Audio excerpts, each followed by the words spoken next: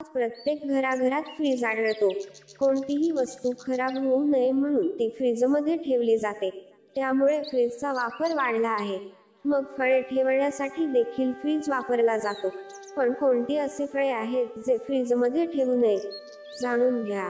अनेक जण सुट्टीच्या दिवशी एक आठवडा पुरतील इतकी फळे घरी घेऊन येतात.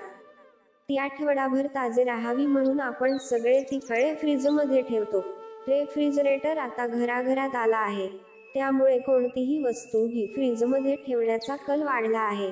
पण अशी काही फळे आहेत जी कधीही रेफ्रिजरेटरमध्ये ठेवू नयेतच. कारण त्यामुळे या फळांमधील पोषक तत्वे नष्ट होतात. नंतर ती फळे खाण्यात कोणताही फायदा नसतो. चला जाणून घेऊया कोणती आहेत ती 5 फळे. 1. केळी. केळी ही सामान्य तापमानावर देखील चांगली राहते. पण ती जर फ्रीजमध्ये ठेवली तर ती काळी पडतात. या फळातून इथिलीन वायू बाहेर पडतो. त्यामुळे केळी सोबत ठेवलेली इतर फळे देखील लवकर पिकतात. 2. सफरचंद. सफरचंद हे फळ सर्वाधिक फायद्याचे फळ मानले जाते. अनेक जण 12ही महिने घरी सफरचंद घेऊन येतात. पौष्टिक फळ असल्याने त्याची मागणी देखील अधिक असते. पण सफरचंद फ्रीजमध्ये ठेवल्यास त्यातील पोषक तत्वे नष्ट होतात. तुम्हाला जर रेफ्रिजरेटरमध्ये ठेवायचेच असेल तर ते एका कागदात गुंडाळून ठेवा.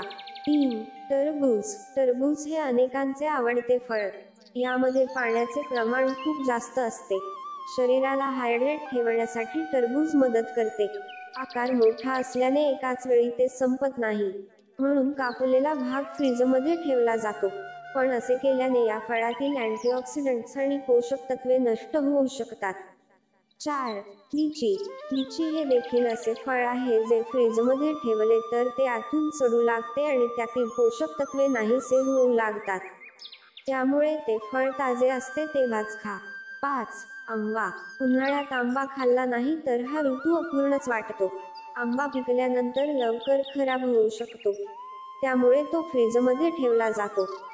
परंतु असे केल्याने आंब्यातील पोषक तत्व आणि अँटीऑक्सिडंट्स कमी होऊ लागतात.